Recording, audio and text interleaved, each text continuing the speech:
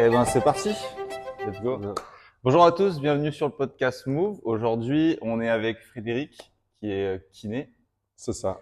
kiné du sport, kiné de façon générale.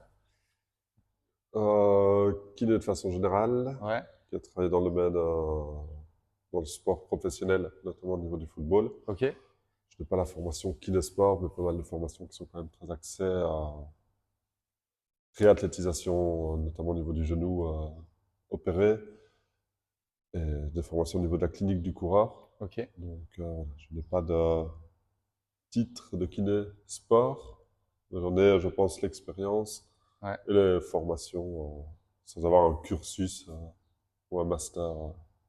attitré. Aujourd'hui, on a pour objectif de vous parler du domaine de la course à pied de façon générale. C'est vraiment une première approche. Et avant de partir sur la course à pied, tu as un cabinet, si je dis pas de bêtises. Oui, donc on est installé à Strassen depuis octobre de l'année passée, 2024. Kinescence, qui est dans le bâtiment de galerie, qui est à nouveau à 6 pas. Euh, voilà, on est accessible via l'extérieur du bâtiment. On est donc c'est dans un tout nouveau quartier à Strassen. Ouais, c'est joli, hein. J'y suis allé. Le quartier est pas mal, là, ils viennent de planter la semaine passée des arbres tout au long des trottoirs, donc ça rajoute un peu de verdure, c'est sympa. Ok. Et vous avez plusieurs collaborateurs?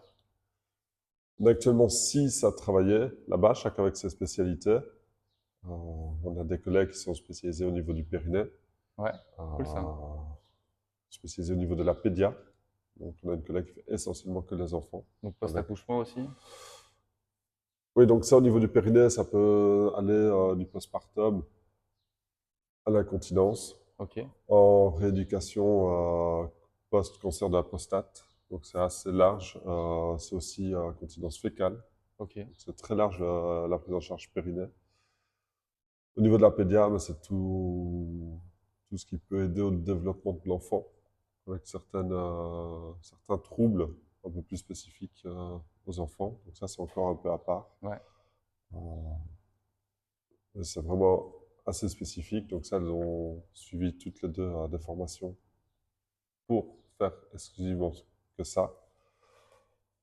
Ensuite, on a on a un collègue qui termine son cursus ostéopathie. ah, que j'avais vu.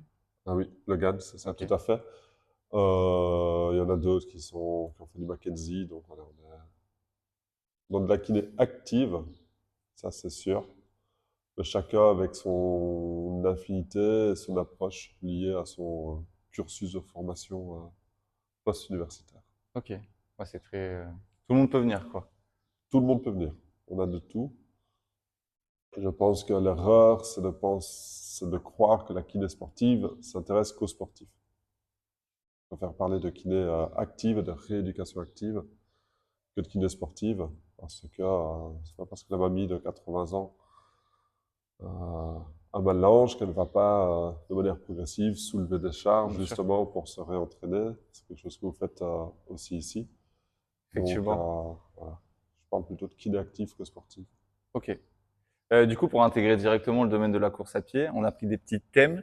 En gros, quels sont les bienfaits de la course à pied, les préjugés, qui peut pratiquer, comment débuter. C'est relativement vaste. Bah, on va partir directement sur les bienfaits de la course à pied sur le corps humain et la santé. Pour toi, qu'est-ce que sont les bienfaits généraux de commencer à pratiquer la course à pied ou de la pratiquer? Ce sont les mêmes bénéfices que pour toute activité physique. Ok, Amélioration cardio-respiratoire, enfin, du système cardio-pulmonaire, de meilleurs tendons, de meilleurs muscles, des articulations en meilleure santé. ok, Euh, Ça reste vraiment une activité physique. L'avantage qu'a la course à pied, c'est qu'on peut littéralement juste mettre ses chaussures et sortir de chez et soi. partir, ouais. Euh, et du coup, pour les gens qui n'aiment pas s'enfermer en salle, ce qu'on peut comprendre, ben voilà, il suffit d'aller en forêt. Et là, il y a aussi un bienfait mental, mais que quelqu'un qui aime la salle retrouvera à la salle. Donc ça, c'est un peu plus propre à chacun. Ouais, c'est vrai. Il y en a qui partir dans les bois, ça, c'est ce qui les aide à soulager. Et je pense que c'est très important l'aspect décharge mentale et psychologique de l'activité physique. Voilà, au niveau de la course à pied, ben, contrairement à ce qu'on pense, ça améliore la santé de nos articulations, ça va améliorer nos tendons, surtout au niveau du membre inférieur. Évidemment, on respire mieux, le cœur pompe mieux, on Oui, peut dire ça comme effectivement. ça. Et Donc, pour quelqu'un qui n'y connaît, qui n'est pas, on va dire, formé sur la santé, qui n'a pas notre cursus, comment il peut comprendre que ça le renforce au niveau des tendons, des articulations, alors que les gens disent qu'en course à pied, il y a de l'impact, ce qui est vrai. alors, à un moment, on pensait un peu le corps a un potentiel. Lorsqu'on l'utilise, on réduit ce potentiel. Ok, Donc ça, c'est un moment, et j'ai l'impression qu'il y a un peu ça avant que je commence mes études. C'était un peu le cœur, il peut battre autant de fois sur une vie, et arrivé à la fin, bah, le cœur, il bat plus. ok, Les d'accord. articulations, on peut faire autant de pas, et limite, à un moment, ça va plus. J'ai Ok. l'impression que c'était un peu comme ça qu'on pensait il y a Un peu quelques décennies. comme une voiture. J'utilise C'est ça. trop et du Le coup, corps, il sait faire autant de kilomètres, donc ouais, bah, courir, forcément, ça va diminuer ça. ok, Maintenant, on part un peu dans l'autre sens, c'est que le corps s'adapte. c'est Et vrai. donc, l'activité physique va générer des adaptations tissulaires pour répondre justement à ce stress, pour répondre à ces impacts. Ok. Si on fait les choses intelligemment, c'est là où c'est intéressant de quand même s'entourer avec un préparateur physique ou avec un coach spécifique pour la course, Ouais. c'est que si on est progressif, on va pas se blesser parce qu'on va mettre suffisamment d'intensité pour que le corps ait envie et n'ait pas le choix de s'adapter, Ok. mais pas trop, pour pas être dans un surentraînement et dès lors dans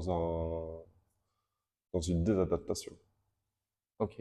Donc trop d'intensité est néfaste et pas assez d'intensité aussi peut-être néfaste dans une note extrême en fait. C'est ça. On parle de quantification du stress mécanique, c'est-à-dire que je l'ai ici, j'ai pris mes petits, vous ne verrez peut-être pas, ça sera peut-être réintégré. Ouais, on va l'intégrer. Ouais. Euh, ouais, comme ça, toi, tu peux la voir. En fait, qu'est-ce que c'est la quantification du stress mécanique? On va aller chercher le seuil où le corps, le seuil de l'activité physique au niveau de l'entraînement, où le corps va vouloir s'adapter à l'entraînement qu'il vient de subir, Ok. mais sans aller trop loin. Parce qu'alors, il va pas savoir gérer cette charge. Ouais. Et là, on va être en déséquilibre. L'idée, c'est de toujours augmenter de manière un petit peu sinusoïdale, mais toujours vers le haut, la Ok. difficulté des entraînements. En évitant un gros pic un jour, où là, D'accord. si on fait trop, typiquement, bah, durant 2, 3 jours, on va commencer à avoir des douleurs, on va peut-être rater 1, 2 entraînements.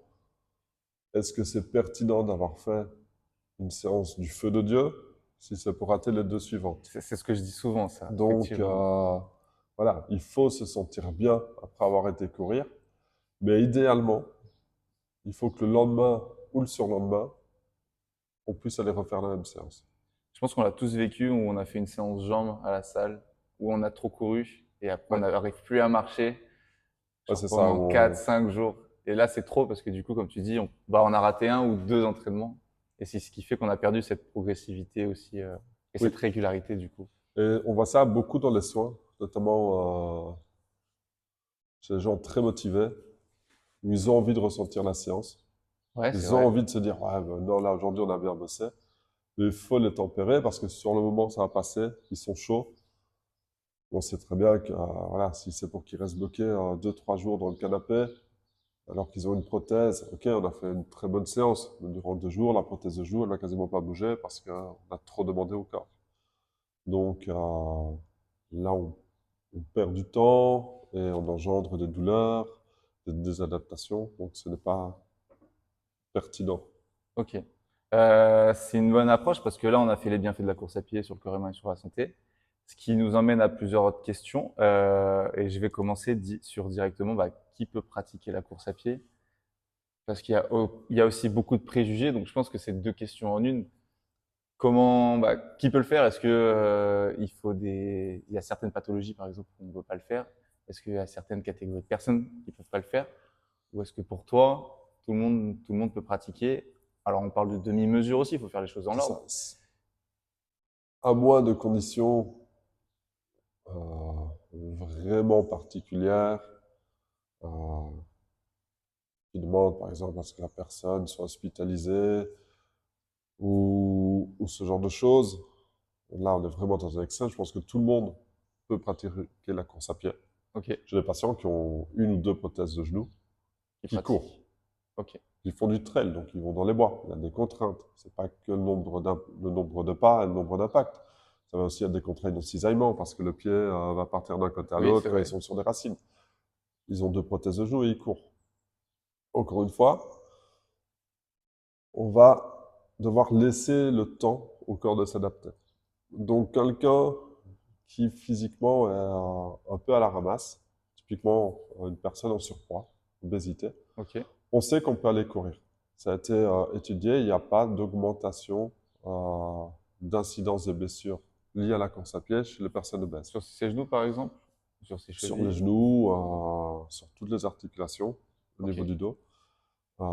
A priori, voilà.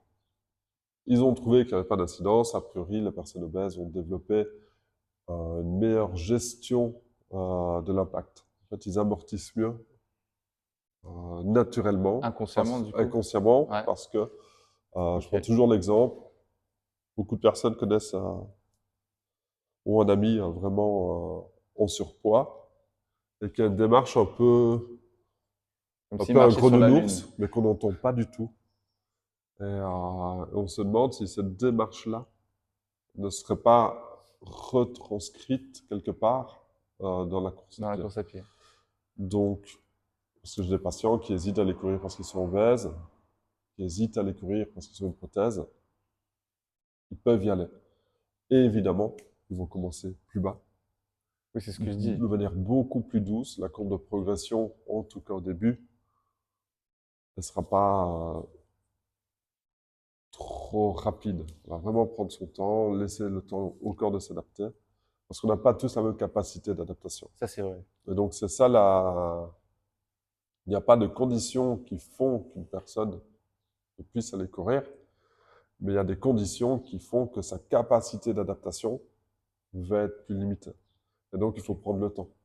Ok. Du coup, c'est intéressant ce que tu dis parce que on met le cadre. Il y a toujours un cadre. C'est-à-dire, on doit être régulier, on doit être très progressif, quitte à être très lent au début et monter. Mais si on respecte ce cadre-là, tout le monde, de façon générale, sauf, on est d'accord, exception de certaines pathologies ou blessures, on peut pas faire, tout le monde peut faire de la course à pied. Oui. C'est intéressant ce que tu dis. Non, mais parce que moi, même moi, j'ai des clients qui ont des prothèses de hanche ou de genou et qui me disent, bon, bah, c'est fini, hein. Le médecin, il m'a dit, Après, si je vais être nuancé, je dirais que tout le monde peut essayer. Il y a peut-être chez certaines personnes ok, c'est qui, on se vraiment, dira, OK, on a été progressif, on est assez vite limité. du coup, Je suis pour toujours essayer, en tout cas. question qui me vient, comme tu es plus spécialisé que moi sur ça peut m'aider. Demain, j'ai un client qui vient, qui a une prothèse de genou, par exemple, qui me dit, j'aimerais reprendre la course à pied. Je lui dis, ok, c'est possible. On essaie de mettre un protocole. À quel moment on détermine que c'est plus possible et que ça peut être dangereux pour, enfin, ça peut lui emmener une blessure ou que ça peut être, ouais, dangereux pour lui? C'est quoi les critères où tu peux te dire, là, c'est pas très bon, son retour, il est pas bon? Le... Une douleur qui apparaîtrait durant l'entraînement ou euh, après, voire le lendemain, le genou qui gonfle, Ah, ok, même d'accord. si on a été très progressif. Donc au début, je demande toujours 30 secondes de course, 30 secondes de marche. Ouais, t'alternes? On Ok, alterne en expliquant très bien que c'est pas un jogging un peu rapide, un footing un peu lent. C'est de la vraie marche, c'est de ok. la vraie course. Parce que la biomécanique n'est pas la même. Ah, c'est L- pas je trottine, par exemple. C'est pas je non, marche, non, je moi je trottine. dis bien, on court, on marche. Après, on court, il y en a qui vont plutôt faire un mode un peu footing tranquille. Ouais, Puis il y en a dans 30 secondes, ils vont quand même déjà partir en sprint, mais ça marche. ok, Derrière, c'est de la vraie marche. ok, L'aspect, les 30 secondes de course, ils font comme ils ont envie. Ils font avec leur capacité, avec le mindset qu'ils ont en ce moment. Par contre, la marche, c'est de la marche. Il stoppe Ouais. et c'est de la marche. En fait, on en revient à ce que tu disais la dernière fois. L'être humain, il se connaît. Donc, en fait, il va emmener la course sur laquelle il pense qu'ils se sont capables. Presque. Oui, moi je suis juste très clair sur le côté la marche et la marche. Ok, Courez comme vous voulez. Euh, c'est on est intéressant. tous un peu différents, on a tous quand même aussi nos croyances qui vont déterminer de quelle manière on va Mhm. reprendre la course à pied. Parce qu'on a beau expliquer aux patients, on a beau leur montrer des études, leur dire mais non, ça on peut, ou leur montrer le patient juste à côté parce que ça fait 20 séances qu'ils sont ensemble. Ah non, voyez, monsieur, il a repris la course, vous savez son état. Voilà. Les croyances du patient font qu'au début, il va courir comme il veut, Ok. tant qu'il marche réellement durant les 30 secondes de marche. Ouais, parce que le fait de marcher, comme tu dis, au niveau du stress, ça permet de presque de faire une belle récupération, quoi. En fait, on stoppe les impacts liés à la course, Ok. qui ne sont pas, c'est pas parce qu'on va faire un petit footing très très lent qu'il n'y aura pas d'impact. Non, non, bien sûr, ouais. Donc c'est pour ça que la marche est très importante. Euh, c'est juste, oui, par rapport à la quantification du stress, tout à fait. Parce que là, du coup, on les stoppe complètement durant 30 secondes, C'est ce ça. stress-là. Donc oui, tu as tout à fait raison par rapport à la quantification du Et au stress. final, l'un dans l'autre, c'est bien parce que pour une personne qui reprend, eh ben, si elle faisait que de la course à pied, peut-être que potentiellement elle serait capable de faire 10 minutes non-stop. Mais au niveau de la charge et du stress, ça serait énorme. Mhm. Alors que là, on peut peut-être partir sur 15-20 minutes pour une reprise où on a vraiment tout. On a fait de la marche, j'ai récupéré pendant ma marche, puis j'ai fait un petit stress, Moi, au j'ai début, ils font récupéré. 10 minutes en tout. Ben, c'est effectivement un très bon moyen. Alors, je ne connais absolument pas dans l'ultra trail, mais Ouais, c'est encore je autre chose, pense qu'au ça, début, c'est vraiment une discipline à à part part. entière. Ouais. Je pense qu'au début, justement, pour progresser, durant plein de moments, ils marchent. Parce que ça leur permet d'augmenter leur temps d'entraînement, Exact. Ouais. tout en alternant la course et la marche, et donc d'augmenter le volume en gérant ce stress mécanique et en gérant l'intensité Ok. de l'entraînement. Très intéressant. Ça me permet d'emmener du coup, ça me permet d'emmener une deuxième question par rapport aux préjugés, parce que je trouve que ça va aussi dans le lien et dans le thème. Donc les préjugés qu'on a enlevés, c'est de façon générale beaucoup de personnes qui pourraient se dire, bah, je peux pas reprendre la course à pied dû à ma pathologie ou à ma blessure. Mhm. Ça, c'est, bah, finalement, c'est Oui, possible. après, c'est vrai que ça, si je n'ai pas évoqué, surtout qu'on discute entre nous, quelqu'un qui a une prothèse de genou ira courir lorsque musculairement il sera Oui, il au aura fini sa top et il réhab et aura fait quand même un peu de réathlé, donc pas juste bien la sûr. kiné. Je pense que Parce que là, ce que j'essaie de faire aussi, ce que tu essaies de faire, c'est de mettre un contexte de façon générale. On parle de façon générale, mais après, il y a chaque personne, en fonction de où il est dans sa vie, si je peux dire ça, ou dans sa réhab ou quoi, il y a un contexte, en fait. oui, On tout dit à de fait. façon générale, mais il y a toujours un petit contexte à aller chercher chez chaque personne pour reprendre la course à pied. Peut-être que, par exemple, ça peut être une bonne question pour quelqu'un qui est en obésité, qui veut vraiment reprendre la course à pied. Est-ce qu'il serait pas intéressant, c'est une idée, de commencer sur un mois et demi de renfort pour peut-être se protéger et repartir sur de la course? Ou toi, tu te dis, bah non, finalement, c'est pas forcément obligatoire. Là, dans ce cas-là, je dirais que c'est pas forcément obligatoire parce que je pense que l'état de forme de la personne va de toute manière le limiter. Ok, Après, le renforcement, s'il veut aller courir pour perdre du poids, j'aurais tendance à lui dire va à la salle de muscu pour perdre du poids ouais, va faire du muscle. et faire du muscle en fait. Ouais, carrément. Donc ça dépend aussi de ce que veulent les personnes. Ok, Parce qu'on sait que au niveau de l'obésité, enfin, pour la perte de poids, vaut mieux faire du muscle que du sport d'endurance. Tout simplement parce qu'on augmente son métabolisme basal et donc on brûle effectivement. des calories toute la journée au lieu de juste brûler des calories 30 minutes ou une heure. C'est un double impact. C'est Ouais. ça, c'est beaucoup plus Ok. important et intéressant à ce niveau-là. Mais non, la personne obèse, au niveau cardio-pulmonaire, elle sera de toute Relativement limité. manière limitée. Ok. C'est beaucoup plus à risque. J'ai encore eu le cas ici au cabinet. Un patient cycliste très bon niveau. Il se fait de bonnes petites compètes en amateur. Bon, il a un Qui se dit un jour, il doit bien sortir. tiens, je vais aller faire l'ING. Il se prépare qu'un mois avant. Première sortie, il a fait 1h30. Alors oui, au niveau cardio-pulmonaire, il a fait sa sortie. Mais il a Le l'impact. lendemain, il était au cabinet. En Ah, fait, c'est c'est- l'impact que tu parles, parce que le cycliste, il n'a pas Oui, c'est d'impact. ça, il n'a pas d'impact. Mais donc, ce que je veux dire par rapport à quelqu'un d'obèse, qui va être limité physiquement. Mais là, ici, mon cycliste, l'endurance, il connaît. Il Très fait des bien, ouais. sorties de 5-6 heures. Donc, il est allé courir. 1h30, il était frais. Ouais, ouais, Mais quand il j'imagine. a arrêté, il ne savait plus bouger. Ok, Et ouais, donc parce que là, il l'impact, arrive, un genou comme ça le lendemain, je comprends pas. D'habitude, je fais 6 heures de sport, je suis sur mon vélo. Donc en fait, c'est beaucoup plus à risque. Quelqu'un qui se mettrait à la course à pied et qui fait énormément d'autres sports, suivant quel sport il fait. C'est vrai qu'un footballeur, il a quand même l'habitude de courir a priori sur le terrain. Mais des fois, on peut être surpris. Tandis que les personnes qui sont en fait, pour différents nageur, contextes, c'est comme tu dis, le contexte. Nageur, très bon cardio, mais demain, il se met à courir, c'est pas forcément 1h30, ça fait de l'impact, ce qu'il n'a ouais, pas ouais, c'est l'habitude. ça. Cycliste, pareil, très bon cardio, mais il n'y a pas d'impact, c'est des sports portés, en fait, c'est ce qu'on appelle. Oui, même c'est plus rare. J'ai déjà eu au foot euh, des joueurs qui à l'intersaison avalaient des kilomètres Ok, et qui se sont fait des petites fractures de stress.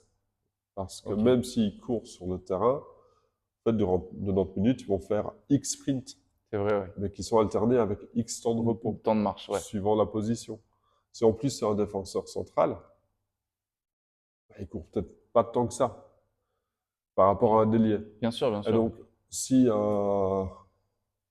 il est un peu trop motivé, il pourrait à l'intersaison quand même engendrer des blessures. Ok. Là, ce serait plutôt de type périostite ou une petite fracture de stress. Souvent rien de grave, mais comme quoi,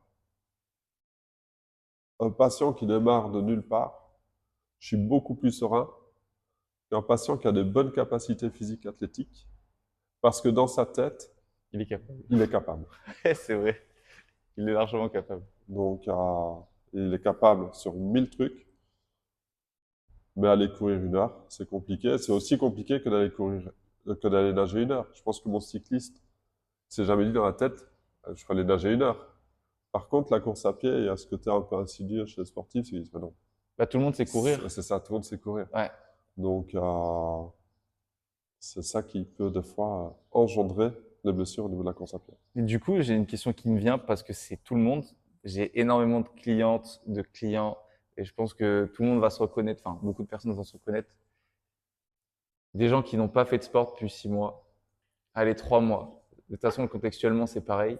Ils se disent, comme tu l'as dit, oh, franchement, aujourd'hui, c'est une belle journée, je me sens bien, j'ai envie de me remettre au sport. Je prends mes chaussures de running, je me tape cette borne. Ouais. Après, on les voit aussi. Ils arrivent chez nous après. Bah, moi, je suis le premier à leur dire, et pourtant, on est coach, enfin, on devrait être, leur dire, oh, c'est trop bien, bravo. J'ai envie de leur dire, c'est bien.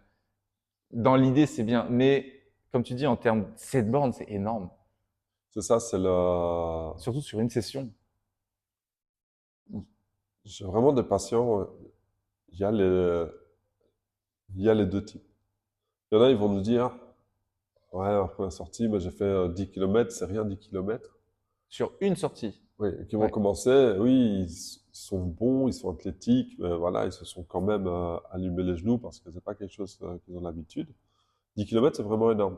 Et à côté de ça, je pensais justement à ce chiffre 7 km. Moi, j'ai des patients.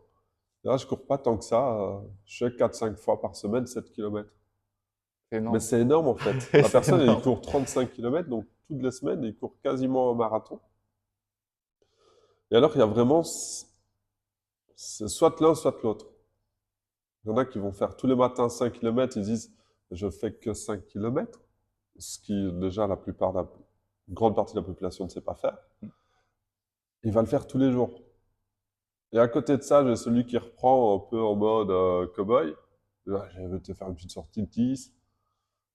C'est pas grand-chose 10. Ben, si, en fait, on reprend pas en faisant 10. Et alors, il y a vraiment Ouais. les deux. Il y a ceux qui font tous les jours, c'est devenu une routine, qui sont vraiment, ah, je sais pas grand-chose. Là, mais en fait, non, c'est super bien. Vous faites vraiment beaucoup sur une Ouais. semaine. En plus, c'est un volume qui devient intéressant. Et à côté de ça, on a les autres qui sont peut-être plus dans la comparaison, ou alors parce qu'on voit de plus en plus aussi des chiffres incroyables par rapport au dépassement de certains athlètes sur la course à pied. Donc Oui, oui, 10 kilomètres, potentiellement, c'est c'est pas rien. grand-chose. Mais Et je pense qu'il y a plusieurs amalgames. C'est le fait, comme tu disais au tout début, il faut que je fasse une séance dans laquelle je me sente fatigué. ouais, Du coup, si je fais pas 10 bornes, je suis pas fatigué. Il faut aussi, 10 km, comme tu disais, c'est pas grand-chose. Et moi, c'est ce que je leur dis. Sur une séance, peut-être que c'est pas grand-chose. Peut-être que potentiellement, heureusement que tu es capable de courir 10 km. Mais j'ai pas les chiffres des athlètes, mais je sais que les athlètes, de façon générale, déjà 10 bornes, c'est énorme. On enlève tous ceux qui font du marathon et de l'ultra trail, mais c'est euh, déjà des grosses séances. Généralement, ils font une séance basse intensité, une séance moyenne et une séance avec de l'intervalle. Et eux, ils alternent comme ça. mhm. Mais ce que j'essaie de dire, je sais pas si tu es d'accord avec moi, c'est que si tu commences sur ta première séance à 10 bornes, sachant qu'au tout début, on expliquait qu'il faut de la régularité, de la progressivité, ça veut dire que ta séance dans un an, elle fait combien? Tu fais 150 km Oui, dans ta on, séance, on- potentiellement. on peut voir ça Enfin, de ce point de j'exagère le vue-là. Oui, trait, oui. mais c'est un petit peu pour montrer ça. Et du coup, tu fais ta sortie. Bon, aujourd'hui, je pars courir 150 bornes. Non, potentiellement, non. Non, c'est comme, j'ai plus les chiffres, ça fait quelques années que je suis plus dans le foot. Je pense qu'un joueur de milieu de terrain qui court beaucoup, il fait 8-9 kilomètres Ouais, à peu près, c'est ça, ouais. Et ça monte sur tout son jusqu'à match, hein. jusqu'à 12, mais c'est vraiment des très, très, très gros Voilà, matchs. donc, Ouais, voilà, 12 kilomètres sur 1h30, c'est énorme des déjà. gens dont c'est le métier, Ouais. qui s'entraînent tous les jours, peut-être un jour de repos, et monsieur, madame, tout le monde, sédentaire, parce que la sédentarité se calcule sur le temps où on est assis, se dit un jour, allez, dimanche Je matin, me il fait motive. beau, je m'y remets. Et ouais, il fait plus qu'un joueur de foot pro, quoi. Ouais. Après, je pense pas que ce soit une mauvaise chose. Je dis juste que si demain on veut reprogresser et, par exemple, partir sur un an de prépa ou de remise à niveau, peut-être que c'est pas la bonne façon de faire, parce que comme on disait par rapport au stress, la première séance elle va passer, la deuxième peut-être un peu moins, la troisième peut-être encore un peu moins, Ouais. et c'est ce qui va emmener en fait cette blessure, De toute manière, si, euh, ça je l'ai ici, si tu veux, comme ça, tu as le visuel en tant que au niveau de la course à pied, on va vraiment, au niveau de la clinique du coureur, ils vont diviser les pathologies Ah, c'est bien en fait, ouais. 3 types. Ok, Pathologie de charge, d'amplitude et de répétition. ok. Et après, évidemment, ça se fond. Il y a un fondu. C'est Bien pas sûr, que bien sûr. pathologie de charge, que pathologie de rep, que de pathologie d'amplitude. Et donc, le petit monsieur qui est hyper motivé, qui a lui été faire énormément d'intensité d'un seul coup, on va diminuer son kilométrage par sortie. Par contre, on va lui dire d'y aller plus souvent. Ok. Comme ça, dans sa tête, il aura toujours ses 10 kilomètres. On va L'un dans peut-être lui l'autre, dire, ouais. on va les faire en 3 fois. Ok. Au début, c'est bien, on va faire deux sorties de 3, et si elle passe à troisième, on fait une sortie de 4 sur la semaine. Comme ça, on est à 10 kilomètres au lieu d'aller courir une fois le dimanche. Tu diminues ton intensité, mais tu augmentes ta régularité. Oui, au début, c'est quasiment toujours un peu ça l'erreur du débutant. Ouais. C'est Leur faire. trop de kilomètres de manière trop intense et trop vite. Et donc, et pas assez de sorties. Ok. Donc, leur expliquer, rediminuer par rapport au stress mécanique. Euh, c'est Blaise Dubois, qui est un fondateur active du coureur. Dans pas mal d'interviews, il dit qu'il conseille à ses patients d'aller courir 10-15 minutes. Le jour où on n'a pas le temps.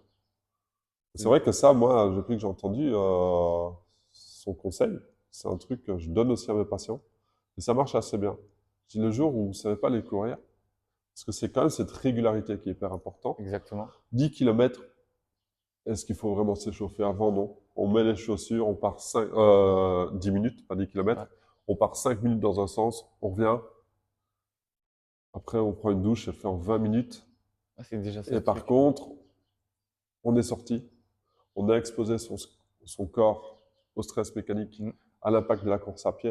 Et donc, on va quand même garder ses adaptations. Donc, des fois, justement, les toutes petites sorties sont hyper importantes C'est vrai. au niveau de la prévention des blessures.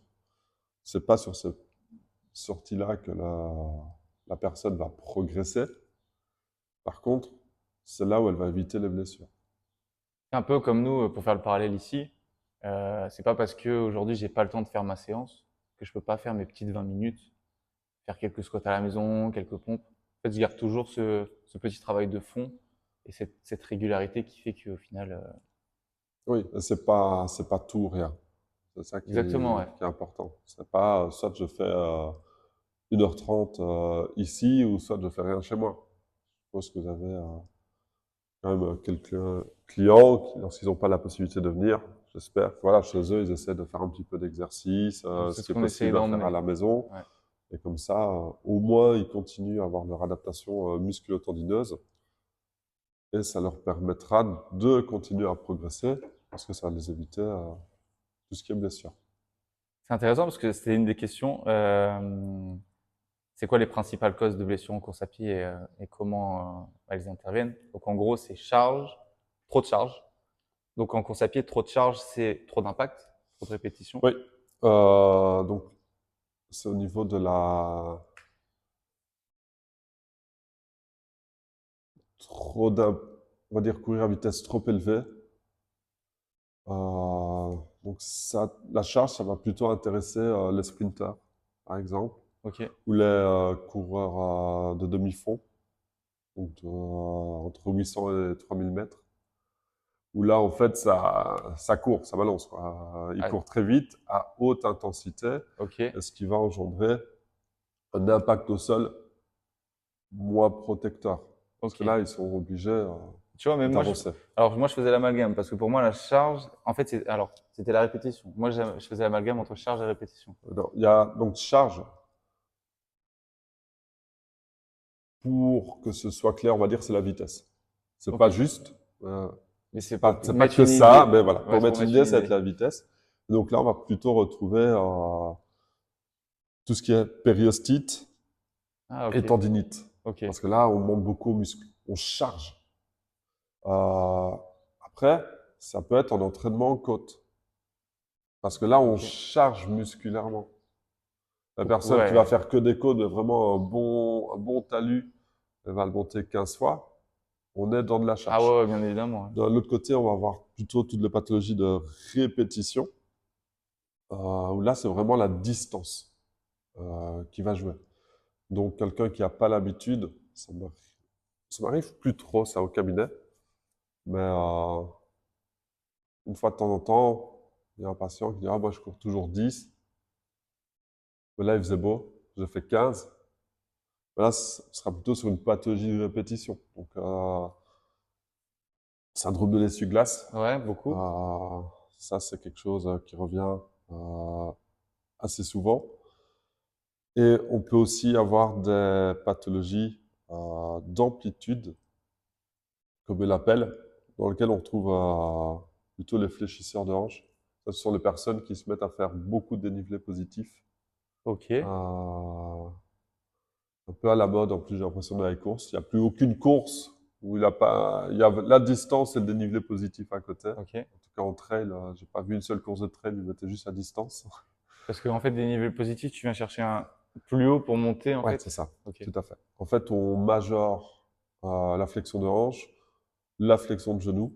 On peut aussi retrouver un syndrome de l'essuie-glace chez des personnes qui se mettent à faire énormément de dénivelé positif. Ok. Et syndrome rotulien, je sais pas comment on appelle ça. Un syndrome fémoro-patellaire, C'est pareil. C'est trop de euh, charge. là, c'est un mix charge-répétition. Euh, Ok, parce que j'ai beaucoup de, quand je faisais du foot, il y avait pas mal de footballeurs qui avaient des douleurs ici. ouais, après, ça peut, oui, syndrome fémoro-patellaire, il y a beaucoup de choses qui Qui peuvent peuvent être. être Ça peut être liés. Ouais, ouais, c'est une assez petite tendinite complexe. du tendon rotulien. Euh, mais en gros, j'avais noté. Chez les marathoniens, on va plutôt trouver, au niveau des pathologies, euh, des syndromes fémoro-patellaires. Chez les coureurs à le plus courte distance, périostite et tendinite. Et ce qui est intéressant de voir, c'est que le débutant a toutes ces pathologies-là, s'expose à toutes ces pathologies-là. Ah oui, effectivement. Parce qu'en fait, c'est vraiment, on veut souvent jouer sur trop de tableaux, on n'a pas laissé le temps au corps De s'adapter. s'adapter, ouais. Donc, suivant la distance ou la spécificité, donc soit un trailer, un marathonien dans le sens course sur route, quelqu'un qui fait plutôt de l'athlé, donc il va courir entre 800 3000 mètres. On a quand même des pathologies qui sont plus spécifiques parce Ok, que ouais, la méthode de travail et le stress au niveau du membre inférieur est évidemment est différent. différent. Et on voit que le débutant, lui, il prend tout et il se met tout. En Il fait, cherche tout. si je résume ce que tu viens de dire, je l'ai bien compris, ça veut dire que la pyramide ici, comme quelqu'un n'a un potentiel tout petit, parce qu'il débute, Ouais. c'est à base de cette toute petite pyramide, elle est mini, il est capable, en commençant, s'il fait mal les choses, de récupérer tout ce potentiel-là. On peut voir ça comme ça. La pyramide, elle a surtout un intérêt, c'est que si on sait que c'est une pathologie de répétition, eh ben on va lui dire d'aller courir moins longtemps, mais plus Ok, souvent. Si c'est une pathologie de charge, euh, aller plutôt lui dire aller courir en piscine. En plus, ça ici au Luxembourg, ouais, il y en a quand même pas mal où il y a un couloir ok, qui sert remonter, qui permet d'aller faire de l'aquajogging. À Redange, il y en a un, il y en a dans d'autres endroits. Redange, je suis sûr. Mais ça, il y a pas mal de piscines maintenant où il y a un couloir qui permet d'aller courir. Donc ça, il suffit de ok, trouver, ça n'a pas trop de monde, le maître nageur, ça permet de faire de l'aquajogging. Si c'est une pathologie d'amplitude, par exemple, la personne qui s'est mise à faire le dénivelé, positif, ben là, on va réduire le dénivelé. On pourrait, a priori, garder la distance. Donc, c'est l'aspect intéressant de la pyramide, c'est pas de dire on est là parce que tu fais ça, c'est non, dire comme on est là, en fait, on va se décharger sur les deux autres. On va diminuer la charge, mais pour que le patient ou le sportif soit quand même satisfait, on peut augmenter un peu l'intensité, on peut augmenter un peu les répétitions. On peut s'adapter. Donc, c'est exactement ça. On peut s'adapter. syndrome, voilà, vraiment, syndrome de l'essuie-glace. Je coupe la distance par sortie, on va courir plus souvent et on évite le dénivelé positif. Ok. Donc ça, c'est l'aspect intéressant de ce triangle au niveau du type de blessure de la course à pied. Du coup, il y a deux choses qui me viennent par rapport à ce que tu viens de dire et je pense que ça peut aider tout le monde. C'est, bon, on aurait dû commencer par les blessures pour emmener les choses, mais de façon générale, ça veut dire que quand on reprend une activité quelle qu'elle soit, et la course à pied est le meilleur exemple parce il y a beaucoup de blessures qui peuvent être liées, mais j'ai un potentiel qui est relativement faible. Du coup, il me faut de la progressivité et de la régularité. C'est ce Oui, qui va m'aider. Parce que dans tous les toujours. cas, la finalité, ce sera que si j'abuse ou si je me respecte pas, que je me connais pas très bien, j'aurai de la blessure. Tout à fait. Ça, c'est indéniable dans tous les cas. Dans tous les cas, si quelqu'un court, et j'ai déjà vécu, si au moment où il y a des douleurs de hanche, ben, on revient en marchant, tout Effectivement. simplement. Je dirais, allez, on essaye 30 secondes, une minute. Si ça passe pas, ça passe pas. Et on revient en Ok. marchant. Ça, c'est vraiment très important. C'est ce qui me permettra de sortir 2 jours plus tard, a priori sans aucun souci. Oui, c'est ça. Après, deuxième chose qui me vient par rapport à ça, c'est que dans tous les cas, je pense, tu vas valider ce que je vais dire, c'est que si je commence à me blesser, ce n'est pas en arrêtant la discipline que je vais tout réparer. Au contraire, là, ce que tu viens d'expliquer avec la pyramide, c'est que peu importe le type de blessure qui vient et qui survient, c'est que je dois en prendre conscience, ne pas continuer sur ça, me poser, aller voir un professionnel. Et le professionnel, dans tous les cas, il va dire, bah, on peut continuer la course à pied sous certains critères pour qu'il y ait toujours cette régularité et que le corps continue de progresser de la bonne façon. Tout à fait.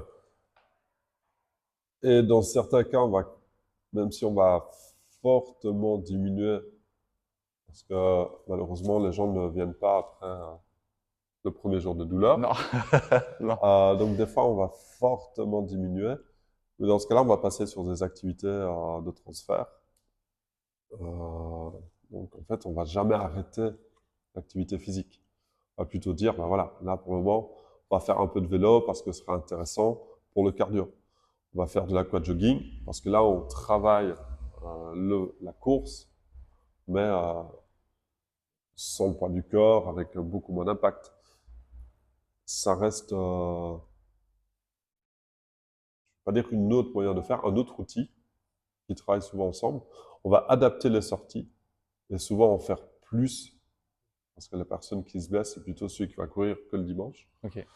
Euh, et en plus d'adapter les sorties, pour déjà mentalement que la personne elle ait sa dose Ouais. de sport, ça des charges d'adrénaline, on va lui dire, bah, voilà, ça peut être intéressant d'aller faire ça. Suivant ce que la personne aime, des possibilités, des outils qu'elle a à sa disposition, eh ben, on va aller travailler.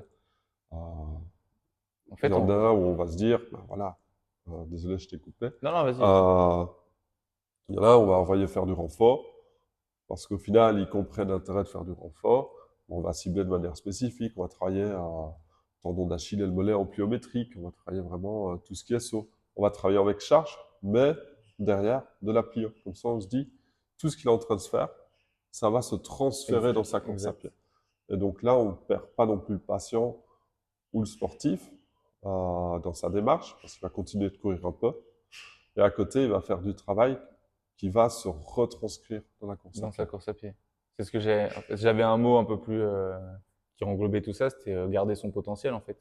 Avec la course à pied, il a monté un potentiel, il s'est blessé, ça redescend un peu. Et le but, c'est qu'il redescende pas tout en bas pour recommencer. C'est qu'avec toi, avec ton travail de réhab, ben, on garde ce potentiel, on essaie de limiter la descente, qu'on puisse travailler, travailler, travailler pour que demain, quand il puisse reprendre, ben, il ait pratiquement rien perdu en termes de niveau, quoi. Et qu'il soit capable bah, de toujours Oui, c'est ça. Puis, continuer, quoi. si en fonction des blessures, il y a certains exercices qui seront conseillés, du renforcement dans la plupart des pathologies. Sur un syndrome, on va rester sur l'essuie-glace, mais on va faire beaucoup de renforcement du moyen fessier. Parce que le moyen fessier va réaxer le fémur. Ah bon, ça va éviter que le genou ne rentre. Donc, Ok. le valgus, les genoux en X, comme ça les gens voient bien, pour diminuer le frottement lorsque la personne va courir. Ok. Sur quelqu'un qui Ah fait oui, des périostites je vois. à répétition, ben là, on va vraiment travailler le solaire euh, et tous les muscles profonds du segment jambier. Donc, il y a, on va pas faire que diminuer ce qui est en train euh, de blesser le patient. On va On va quand même réaugmenter le d'autres choses. préparer à réaffronter ça, plus une autre activité physique pour qu'il ait, encore une fois, sa dose ou sa décharge d'adrénaline dont il a besoin. Du coup, quand on va chez le kiné, on travaille. Je résume, mais Du coup, quand quand on on va va chez chez le le kiné, kiné, on travaille. on travaille. Le massage, ça n'a pas démontré son efficacité. Chez le kiné, on travaille. Après, idéalement, le kiné donne des devoirs à faire à la maison et les exercices sont à faire à la maison. Pour toujours, en fait, rester sur cette régularité. Tout à fait. Il y a toujours C'est une pas le 2 régularité. ou 3 séances par semaine chez le kiné qui soigne. Euh, ça- j'ai même envie de dire, c'est pas le kiné qui soigne le patient. On n'a pas de main magique, on n'est pas de marabout. Par contre, on guide, on explique. Ça, je pense que c'est très important. C'est expliquer. Par exemple, avec cette pyramide, ce triangle du type de blessure, on explique. Eh ben voilà, d'après ce que vous me dites, il y a une augmentation trop brusque de la distance, donc on serait plutôt sur une pathologie de répétition, ce qui coïncide avec vos symptômes. Ça, c'est le premier point, expliquer. Ensuite, il faut y remédier. Le patient, il vient quand même avec une plainte. Euh, Soit un patient ou un client ici, il a des objectifs. Chez nous, c'est Effectivement. souvent je ne veux plus avoir mal. Chez vous, ce sera plutôt je veux être en meilleure santé ou je veux un meilleur physique. Ce qui est aussi une très bonne raison si ça permet aux gens de Bien bouger. sûr. Et donc ça, il faut y remédier. On va lui donner notre savoir, nos connaissances. Après, c'est aux patients de les utiliser, c'est aux patients de faire les exercices en séance et à la maison. Donc, personnellement, j'aime bien fonctionner sur le renforcement pur et dur à poids de corps avec élastique. La personne le fait à domicile. Ok. J'adore personnellement travailler la proprioception, donc ça, au cabinet, je veux plutôt travailler la proprioception. Et tous les exercices qui nécessitent quand même du matériel que les gens n'ont pas chez eux. Pour mettre de la charge, ouais. C'est ça, pour charger, ou le BFR pour travailler en restriction de flux sanguin. Mm. Enfin, voilà, ça, il y a plein de choses à faire au cabinet. Si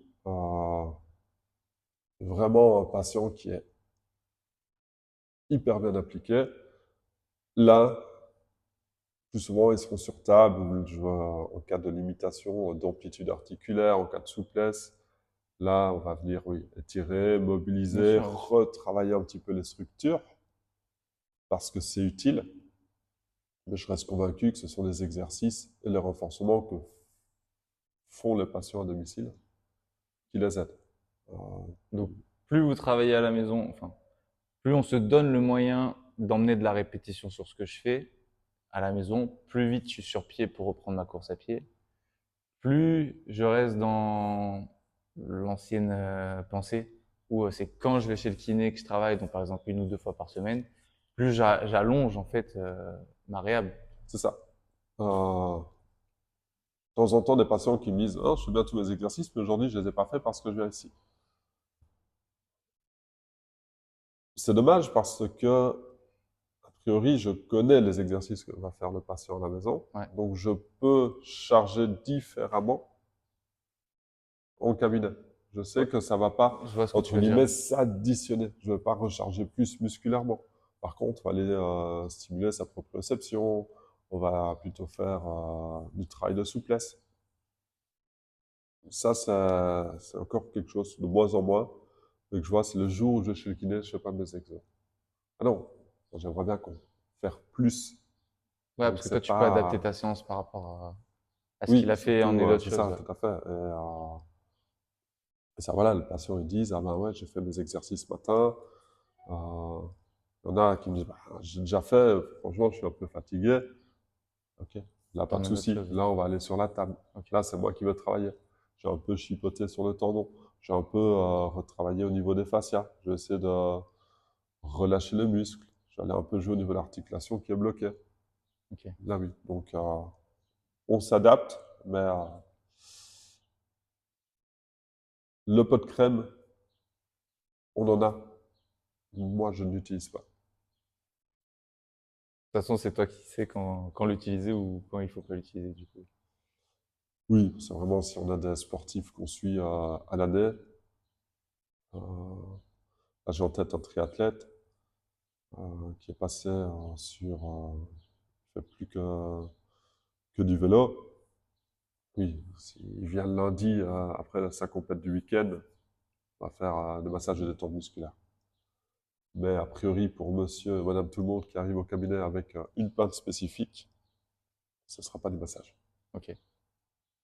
Et du coup, il nous reste à peu près 8 bonnes minutes. J'aimerais partir sur les chaussures en course à pied parce que ça, c'est un beau sujet aussi. Ça peut faire partie des a priori, de certains préjugés. Qu'est-ce que tu peux nous dire là-dessus? Parce qu'en vrai, c'est assez large, c'est assez varié. Il y a beaucoup de C'est croyances. Que tu m'as dit d'ailleurs que moi j'avais des croyances sur ça et tu m'as appris beaucoup de choses, quoi. la... c'est beaucoup de marketing, énormément de marketing. Euh, Comme il y a 60, 70 ans, l'industrie de la cigarette faisait croire que c'était bon de fumer. Ok, Ici, l'industrie de la chaussure, les équipementiers nous font croire que suivant la distance, suivant le poids, il faut telle chaussure ou telle chaussure. ok, Le, le pied, j'ai plus le nombre exact en tête, mais c'est au moins une vingtaine d'articulations. C'est énormément, ce sont énormément de muscles. ouais, c'est vrai.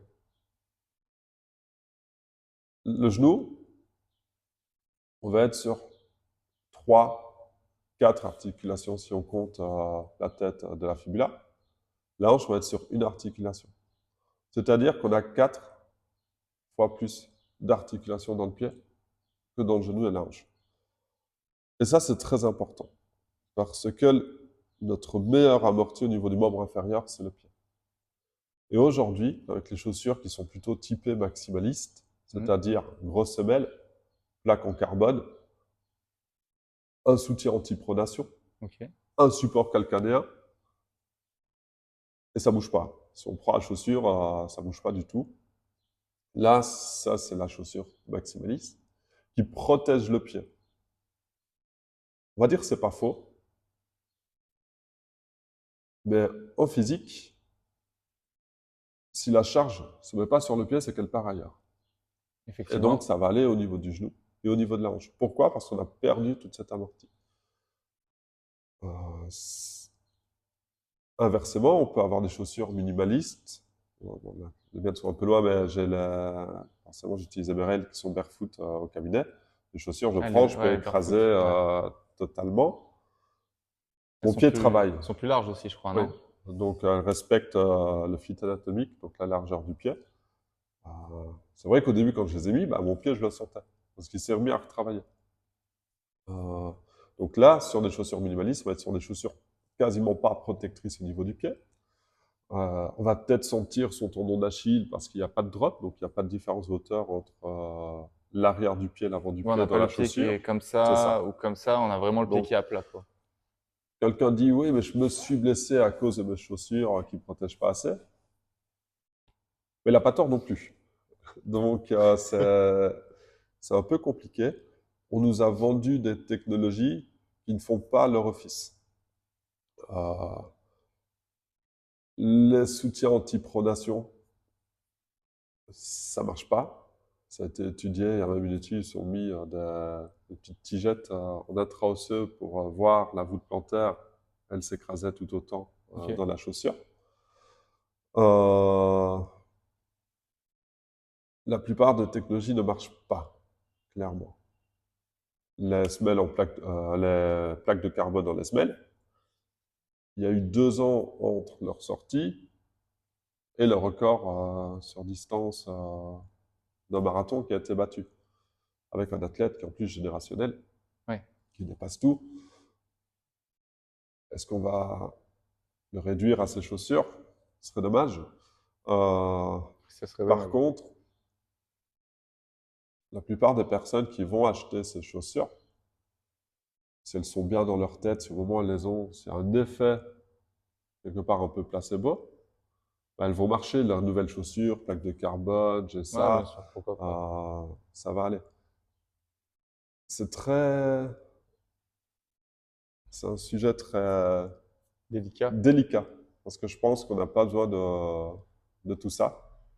Maintenant, notre pied est habitué à ça aussi, parce que dans les chaussures de tous les jours, on a quasiment un drop. Ouais. Donc, on a On toujours le a- talon qui est un petit peu plus haut. Si là, je vais aller courir 10 km, je vais faire, je sais pas combien de milliers de pas, 8, 9 ou 10 000 pas, et j'ai des chaussures qui sont totalement à plat, ben, je vais recharger tout mon tendon d'Achille, Qui n'a pas l'habitude. qui n'a pas l'habitude. Et donc là, si je dis aux patients, non, il ne faut pas aller courir avec vos chaussures, c'est que du marketing, prenez ça, c'est incroyable. Il ne revient plus jamais. Tu peux le mettre en danger, en fait. Ah oui, là, clairement, là, je le blesse. Euh, donc voilà, c'est un sujet très délicat. Pour moi, le meilleur conseil au niveau de la chaussure, on teste la chaussure. Si on est bien dedans, ok, on est bon. Ok. Maintenant, si la personne a envie de courir, je veux dire, plus naturel, ou remet un peu en question toute cette industrie des équipementiers, là, on peut faire une transition vers les chaussures minimalistes, mais elle va être progressive. Moi, un point que je surveille toujours dans les chaussures, c'est le drop. Ok. Parce que justement, ça charge le tendon d'Achille, ça charge toute la chaîne postérieure. C'est-à-dire que plus j'ai le pied comme ça, plus mon tendon d'Achille est déchargé. Oui, et on a tendance à tendon d'Achille, mais on peut aller même plus loin. C'est toute la chaîne postérieure qui est Oui, déchargée. tout est relié, hein. Oui, Tout c'est est un relié. ensemble. Et donc, ça peut être compliqué de repasser sur des chaussures beaucoup plus plates. Faut vraiment, moi, c'est le point que je regarde. Quand j'ai des patients qui me disent, mais avec quoi est-ce que je devrais courir? Parce qu'ils ont quand même envie de changer, ils ont envie de comprendre ce qu'ils achètent, Ok. je regarde le drop. Euh, Cependant, les chaussures maximalistes ou minimalistes, c'est aussi un outil intéressant. Si j'ai quelqu'un qui a mal aux hanches ou au niveau lombaire lorsqu'il va courir, là, je vais plutôt lui dire, trouvez la vieille paire de chaussures qu'il y a chez vous, la toute molle, toute Ah ouais. dégueulasse que vous dites jamais je cours avec, vous allez courir avec. Parce que on va recharger le pied et décharger sa hanche et ses lombaires. Ok. Inversement, si j'ai quelqu'un, même s'il a toujours eu l'habitude de courir avec des chaussures typées minimalistes, mais là, il s'est mis à augmenter peut-être un peu trop vite la distance, donc douleur, tendon d'Achille, parce qu'en plus de la distance, il fait de l'intensité. Là, même si je suis pas pour, on pourrait se dire, ben, on va prendre une chaussure avec un drop pour soulager le tendon. Comme ça, il pourra continuer à courir, Ok. mais on va soulager son tendon d'Achille. En fait, tu utilises la chaussure du coup comme un outil. Ça reste un outil de Ça travail. reste un outil de travail. C'est très... le bienfait de la chaussure, c'est que du marketing. J'étais au magasin ASICS à Maison-Cy. J'étais avec ma femme, donc je ne suis pas resté longtemps. Mais en gros, là, suivant mon poids, la distance que je voulais faire, c'était des chaussures, quoi. Ouais. Euh, et alors, de temps en temps, ils font aussi une analyse du pied. La plupart du temps, c'est à plat, le pied qui bouge pas. Voilà, on va dire, parce que vous êtes comme ça, il faut de telles chaussures. Ça, c'est tout à fait faux. Vraiment, c'est Hmm. quelqu'un qui va se mettre à la course à pied, pour moi, le meilleur conseil, c'est qu'il ne s'achète pas de chaussures, c'est qu'il prenne celles qu'il a déjà chez lui, Ok. à moins qu'elles soient vraiment toutes défaites. Et c'est comme les histoires de 400 km par chaussure, ou sinon après, elles sont usées. Si visuellement, elles sont pas usées, elles sont bonnes. Ok. Je pense qu'au niveau de la plaque en carbone, effectivement, euh, au bout d'un certain kilométrage, elles sont plus effectives parce que les fibres de carbone perdent en efficacité. Mais à moins d'avoir vraiment une usure, par exemple du bord interne de la chaussure, parce que la personne a un pied en varus, donc vient frotter plus. Hmm. Donc là, au final, la chaussure accentue Encore plus. encore plus Ce- cette position. Là, on va dire, ouais, non, là, il faut changer les chaussures quand Ok. même. Mais sinon, n'importe quelle paire fait l'affaire. Pour quelqu'un qui commence. Ok. Les, les 20 premiers coureurs à une course, ils sont pas dans cette position-là parce qu'ils ont la même Nike. C'est Nike qui leur a envoyé aux 20 meilleurs leur paire de chaussures. Ouais, c'est C'est vrai. ça qu'ils ont fait. Les Hein. gens le Ils ont savent fait, pas. Ouais. hop, on prend le, C'est de la je sais pas, sponsor. j'invente le chiffre. Ouais. On va prendre les 50 meilleurs performeurs de l'année passée sur marathon. On leur envoie une paire. Eux vont les mettre, ce qui est tout à fait logique. Ils vont Ils ont une faire nouvelle leur. paire. Ils vont perf partout dans le monde. Et au final, on va regarder, c'est comme ça que ça fonctionne au début. Hein. Marathon de Boston, waouh, il y a 2 fois la Nike sur le podium. Un autre marathon, ah là, il y a 3 fois. En fait, inconsciemment, les gens Oui. se disent, ah ben, tous les gens qui courent bien, ils ont tous cette chaussure-là. Parce qu'ils savent pas qu'ils Ils sont l'ont quasiment sponsor. pas choisi, en Non, ils fait, sont la chaussure. sponsorisés. On Ouais. leur a envoyé Ouais, bien sûr. soit juste la chaussure, ou soit avec un chèque en plus suivant le contrat. Là n'est pas le débat, parce que la course à pied, c'est pas un sport qui rapporte, je pense pas. Donc oui, on leur envoie la chaussure, ils courent avec. C'est pas eux qui ont choisi la chaussure. Donc ça, faut pas oublier ce point-là. Très intéressant. On va finir sur ça. Donc en gros, pour le sujet des chaussures, prenez la chaussure que vous avez déjà, allez courir. Aimez la course à pied, restez progressif, faites ce qu'il faut. Si vraiment ça vous plaît, eh ben on voit pourquoi pas aller s'acheter une chaussure. Après, oui, tout à fait. Et si la chaussure, parce qu'elle a telle couleur, parce qu'elle a telle forme, elle plaît, votre pied est bien dedans, prenez-la. Si ça vous intéresse pas, parce que la plupart des gens, ils s'en fichent un petit peu, Ouais, c'est vrai. Nous, c'est compréhensible, c'est pas mauvais. On dire, moi, je suis bien dans cette chaussure, j'aime bien les couleurs, franchement, elle me plaît, je suis bien dedans, donc il court avec ça. Ok. Par contre, sur blessure, des fois, on va remettre un peu en question. Mais achetez la chaussure dans laquelle vous êtes bien, de base, si pour vous, le reste n'a pas d'importance. Bah, ce sera le mot de la fin sur ça. Merci beaucoup d'être Avec venu, plaisir. d'avoir pris le temps, parce Merci de que tu l'invitation. as pris du temps pour, bah, sur ton temps, enfin, pas sur ton temps de travail, mais tu es venu tôt ce matin Ça, je me suis levé à la même heure que d'habitude. pour venir. J'espère que ça vous aura plu, j'espère on vous aura apporté de la valeur et que surtout ça vous servira pour la course à pied, que ce soit de la blessure, de la chaussure, essayer d'être progressif, aller et emmener de la régularité. J'espère vraiment que ça vous aura servi. Encore merci Frédéric Avec plaisir. et à la prochaine. Ciao. Au revoir. Merci. J'espère que C'était grave trop de cool. bêtises. Bah, j'ai plus dit de bêtises que toi. Je suis spécialisé. Parce que j'avais des toilettes trop